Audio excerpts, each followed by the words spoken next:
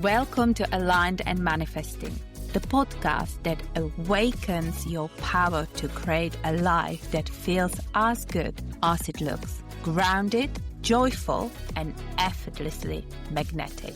I'm your host, Kate Clark, manifestation mentor, mindset guide, and a believer that true alignment starts within. Here, we blend science and soul to help you reprogram your subconscious, regulate your energy, and manifest from a place of deep worthiness, not a willpower. Each week, we dive into conversations and tools that empower both your conscious and subconscious mind, so you can attract abundance, love, and peace with ease. I will even share how to teach these same principles to your kids, because when we raise conscious children, we raise a more aligned world. This is your sacred space to realign, rise, and remember who you truly are. A woman who is safe to receive, powerful enough to lead, and worthy of everything she desires. Now, take a deep breath, open your heart, and repeat after me. I am aligned.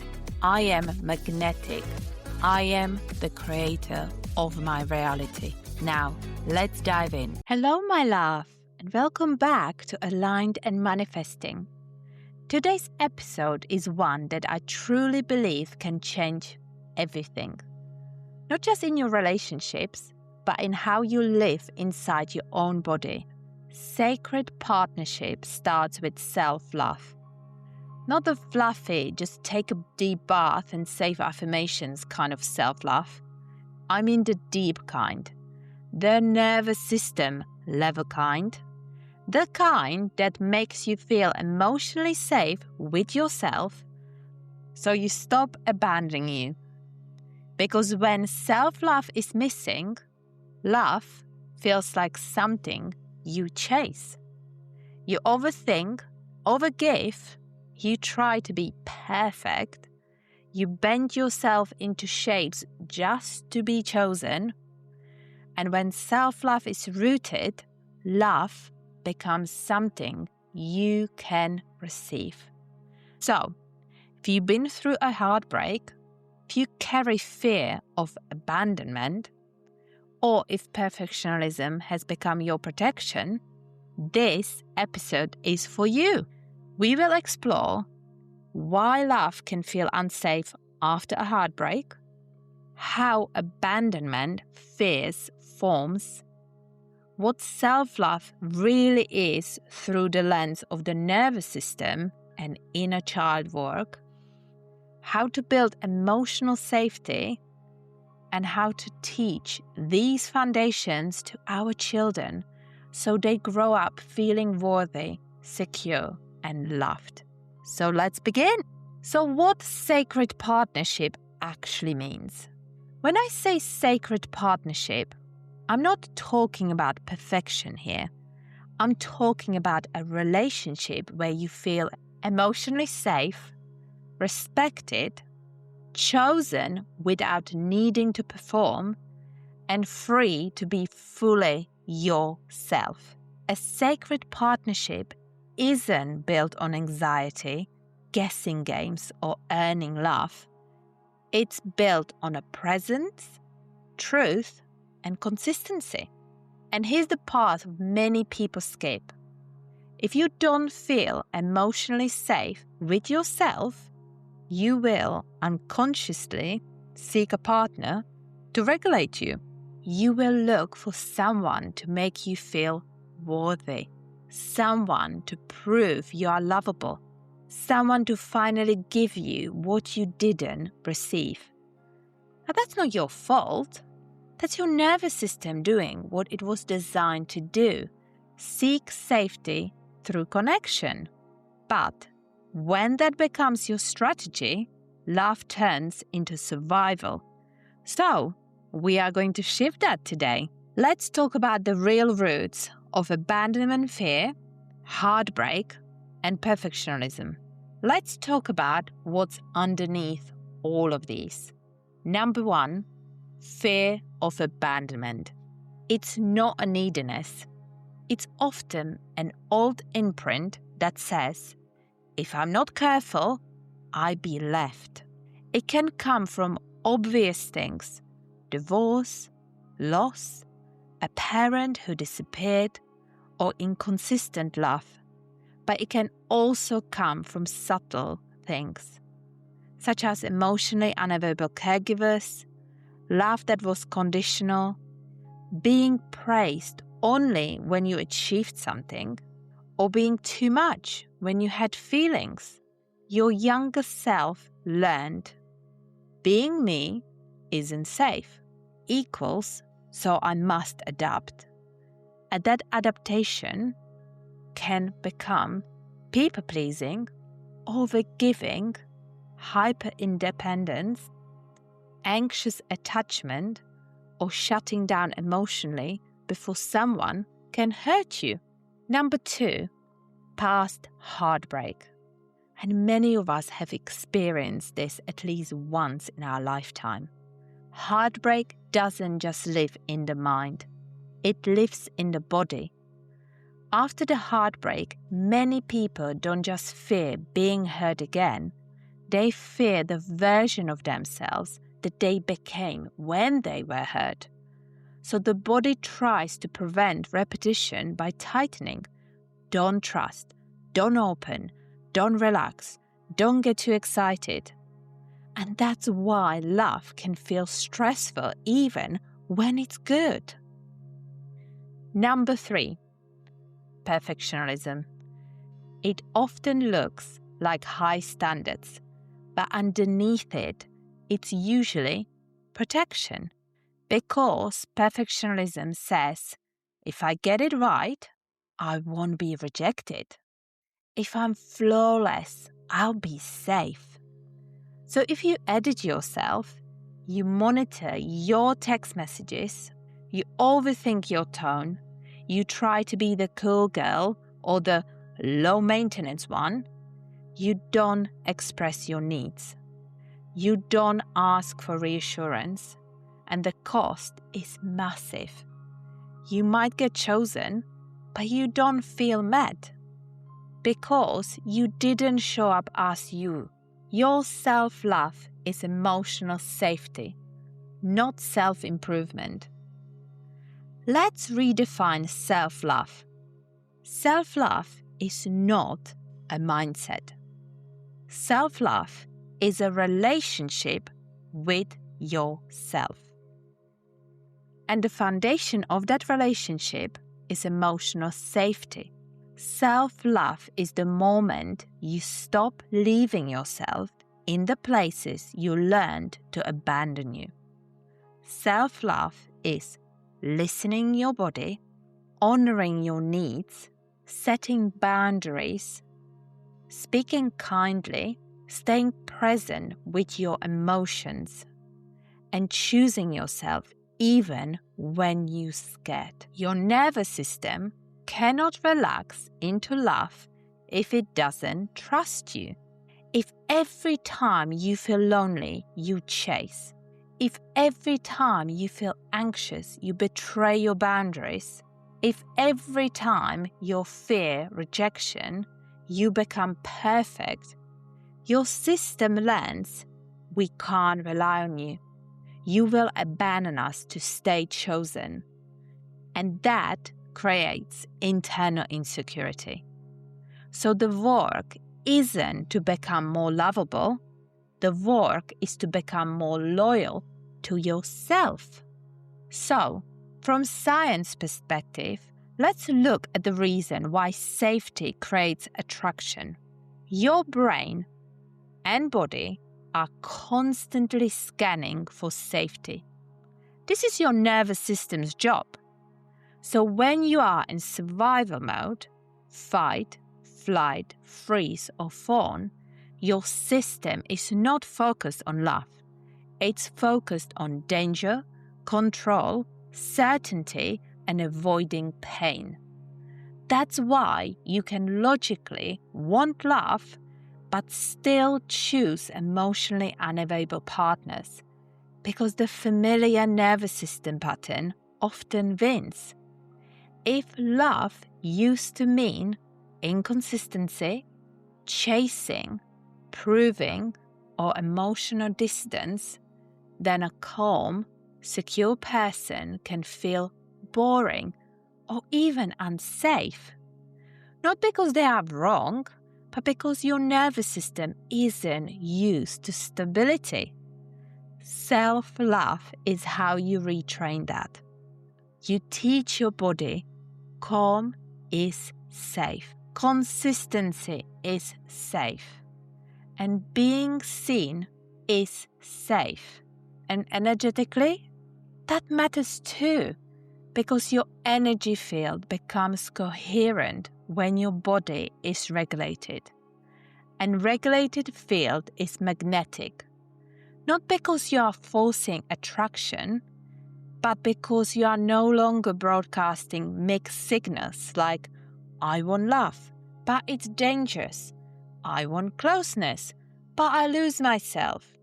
I want commitment, but I don't trust it. So when you heal self-love, your signal becomes clear. Let's have a look at inner child healing, the part that still thinks love must be earned. Now we go deeper. Your inner child doesn't want the perfect partner. Your inner child wants to feel safe, feel chosen, feel enough, and feel held. And if those needs weren't met consistently, you grew up trying to meet them through relationships. So here are some practical tools how to build self-love that attracts sacred love. Let's make this tangible. Tool number 1, the self-abandonment check. When you feel anxious in love, ask, what am I about to do to keep them that costs me? Am I about to betray my needs? Am I about to shrink, perform, or overgive? And then choose one tiny act of loyalty to yourself, even if it's small, such as taking 3 breaths before replying, or say, I need a moment. Don't over-explain. Drink water, or put your hand on your heart and come back to your body. Tool number 2, safety statements. That's what I call nervous system repair. So when your fear of abandonment spikes, say, I am safe in this moment. I can handle my feelings. I don't have to chase love.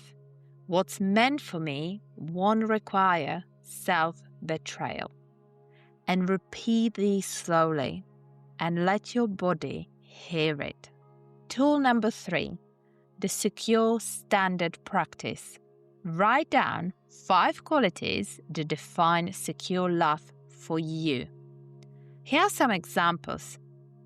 Consistency, emotional honesty, mutual effort, calm communication, and respect for boundaries. Then, here's the key. Don't just look for someone who offers these. Become the person who expects these without guilt. That's a self-worth right there. Tool number 4. Rewire love equals anxiety. If calm love feels unfamiliar, practice receiving stability in tiny doses.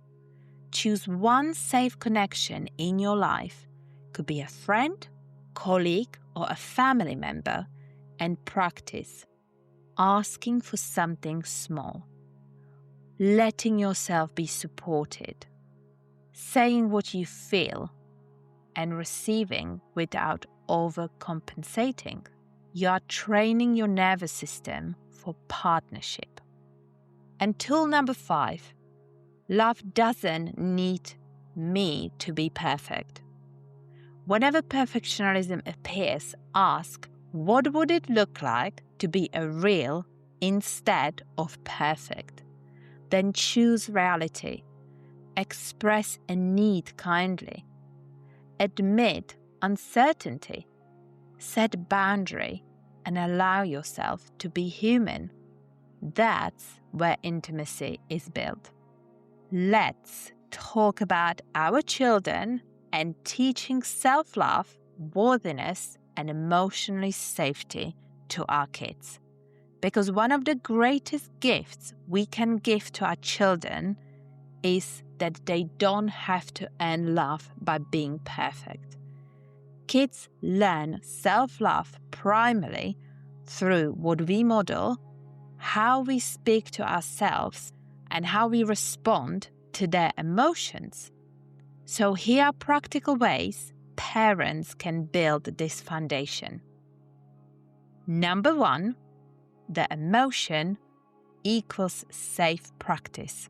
So when your child has a big feelings, instead of trying to fix it fast, say, "You are safe. It's okay to feel this. I am here." This teaches their nervous system emotions don't threaten connection. This is how abandonment fear dissolves at the root. Number 2, praise identity, not performance. So instead of only praising outcome like, "Good girl, you so smart," try and tell them, "I love how you keep trying. I love your creativity. I love who you are, even when it's messy." This builds worthiness that isn't conditional. Number 3, repair after conflict. One of the biggest resources of abandonment fear in kids is conflict with our repair. So after a hard moment, return and say, "I'm sorry I snapped. I was overwhelmed, but it's not your fault. I love you and we are okay." This right here teaches kids love is safe even when things are imperfect. Number 4, teach boundaries as a self-love. When your child says no to a hug, honor it. Say, "Thank you for telling me. Your body belongs to you." And this builds self-trust, which becomes a foundation for healthy partnership later in their lives. Number 5, model self-love out loud. Let them hear you say, "I'm taking a break because I matter. I made a mistake and I'm still worthy. I'm proud of myself." Your voice becomes their inner voice, and that changes everything for them. So, my love, here's what I want you to take from this episode. You don't attract sacred love by becoming perfect. You attract sacred love by becoming safe with yourself. Self-love is the relationship where you stop abandoning you, and from that space, you naturally raise your standards. Not from ego, but from your worth. You stop chasing emotionally unavailable love because you are no longer trying to recreate a childhood wound. You stop proving because you finally know, "I am enough, I am safe, and I'm worthy of being chosen without performance." And remember, sacred partnership isn't something you earn. It's something you allow when you are no longer at war with yourself. In the show notes for this episode, you will find affirmations and journaling prompts to help you begin this process today. So after you listen, scroll down and spend a few moments with your heart. Until next time, my love, keep choosing yourself, keep softening into safety, and keep trusting that the love meant for you will meet you in the space where you're no longer abandoning your own heart. Everything you desire is already yours. Just keep going. Thank you for tuning into Aligned and Manifesting. I hope today's episode helped you reconnect with your truth, raise your vibration, and remember how powerful you really are. If this episode moved you, inspired you, or helped you see something new, share the magic. Subscribe, leave a review, and pass this episode on to another soul who's ready to rise. That's how we expand the energy. Together, come connect with me on social media or in my Facebook group. Our beautiful community is growing every day with mindset tips, affirmations, and the real behind the scenes of aligned living. Until next time, keep aligning, keep believing, and keep manifesting the life you were born to live.